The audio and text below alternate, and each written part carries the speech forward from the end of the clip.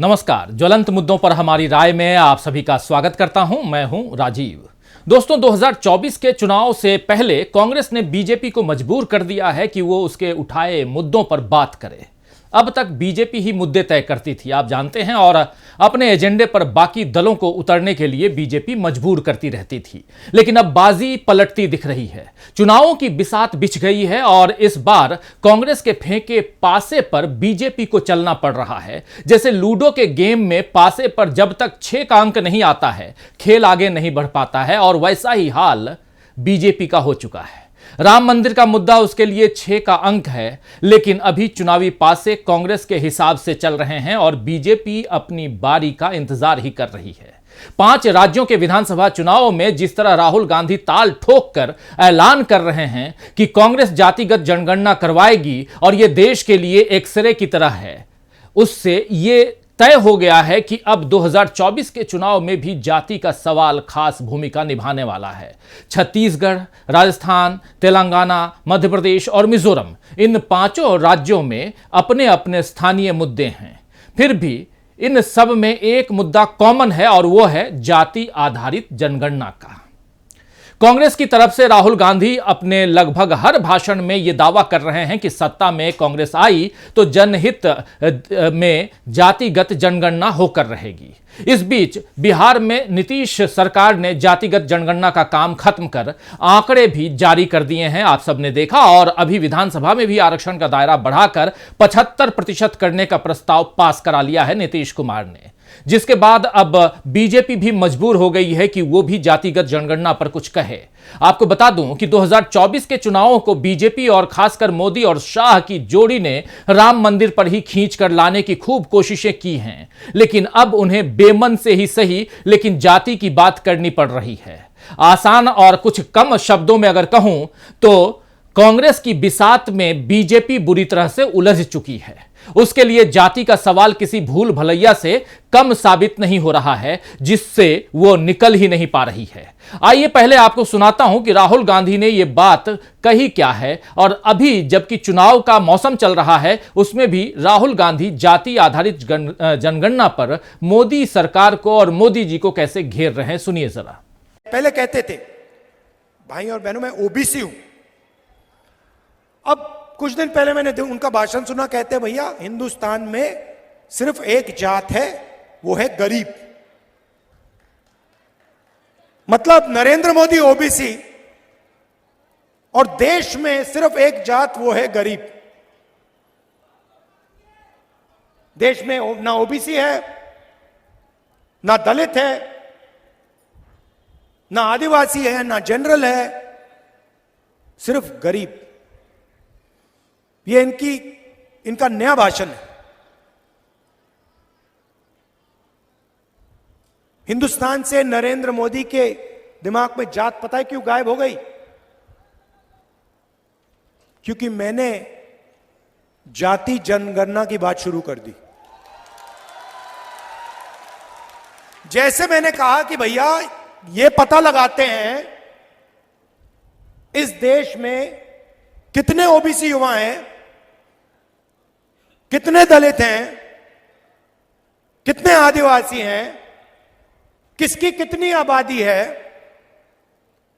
उस दिन से नरेंद्र मोदी कहते हैं राहुल जी हिंदुस्तान में कोई जात नहीं, गायब हो गई जात, खत्म।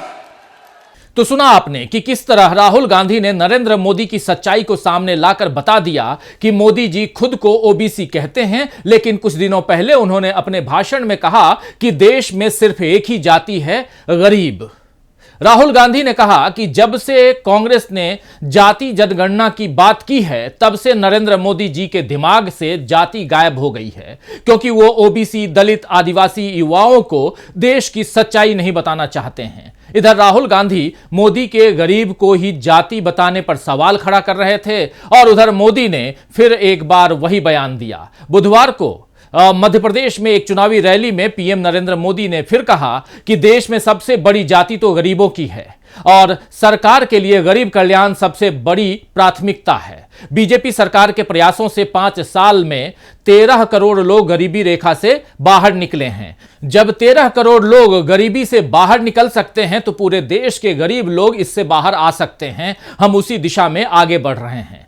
अब आप देखिए कि कैसे शब्दों के जाल में आपको फंसाया जा रहा है। एक तरफ मोदी गरीबी को सबसे बड़ी जाति बता रहे हैं, जबकि वो खुद को ओबीसी कहते रहते हैं। और ये केवल राहुल का आरोप नहीं है। आप याद कीजिए कि जब राहुल गांधी ने मोदी सरनेम पर टिप्पणी की तो उसमें बीजेपी ने राहुल पर यही आरोप लगाया था कि उन्होंने केवल मोदी ही नहीं बल्कि समूचे ओबीसी समाज का अपमान किया है। यानी मोदी अपनी सुविधा से खुद को कभी ओबीसी का बता देते हैं तो कभी बाकी सारी जातियों को ना मानकर केवल गरीबी को जाति मान रहे हैं। लेकिन गरीबी को जाति मानना केवल भावनात्मक मुद्दा है, ठीक वैसे ही जैसे राम मंदिर भावनात्मक मुद्दा है। बाबरी मस्जिद को तोड़ना गलत था और उसकी जगह चाहे जितना भव्य मंदिर बना लिया जाए, उससे बाबरी मस्जिद तोड़ने के अपराध को सही नहीं किया जा सकता।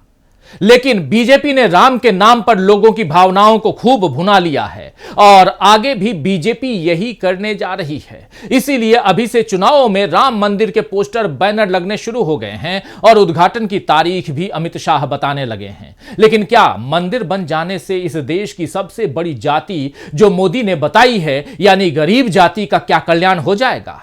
बड़ा सवाल है दोस्तों। इसके अलावा क्या उसके कष्ट दूर हो जाएंगे? यह भी सोचने वाली बात है।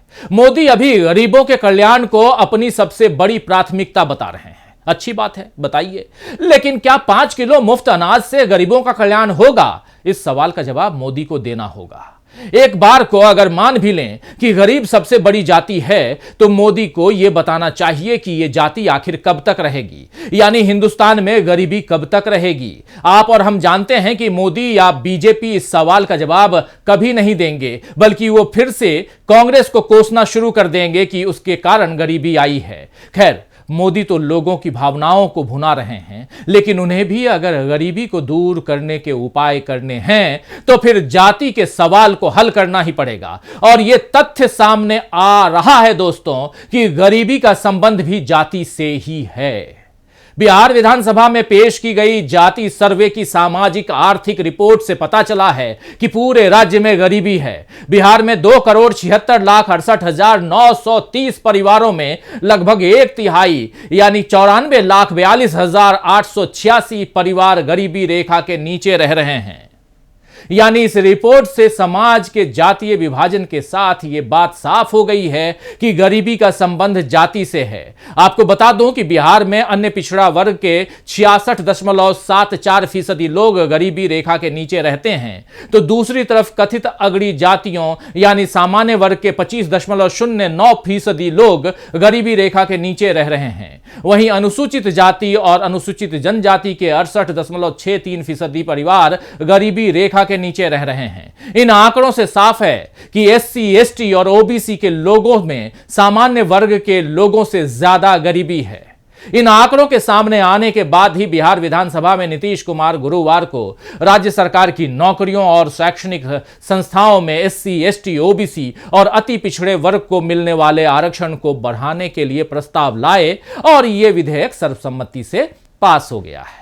इस विधेयक के कानून बनते ही बिहार सरकार की नौकरियों और शैक्षणिक संस्थाओं में आरक्षण का स्तर 75% तक पहुंच जाएगा। नीतीश कुमार के इस दांव का फायदा जेडीयू और समूचे इंडिया गठबंधन को होगा।